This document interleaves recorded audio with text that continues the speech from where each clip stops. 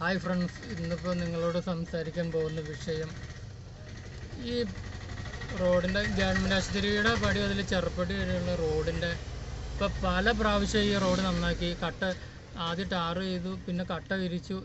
പക്ഷേ ഇതൊന്നും പ്രയോജനം ചെയ്യില്ല. ഇത് പ്രയോജനം ചെയ്യണമെങ്കിൽ ഒരു 1.5 അടി 2 അടി റോഡ് പൊക്കണം.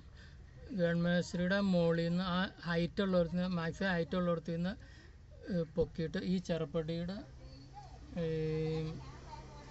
ഈ സെൻറ്റർ വരെയുള്ള ആ ഭാഗത്തിൻ്റെ ഏറ്റവും ഹൈറ്റുള്ള ഭാഗം കണക്കാക്കിയിട്ട് ആ പൊക്കിയാൽ മാത്രമാണ് ഇത് നേരുവാണ് ശരിയാവുള്ളൂ. എന്നിട്ട് അതിൻ്റെ 2 സൈഡിലും ചെറിയ കാണ ഉണ്ടാക്കി കഴിഞ്ഞാൽ ഈ റോഡിന് കംപ്ലൈൻറ്റ് വരില്ല.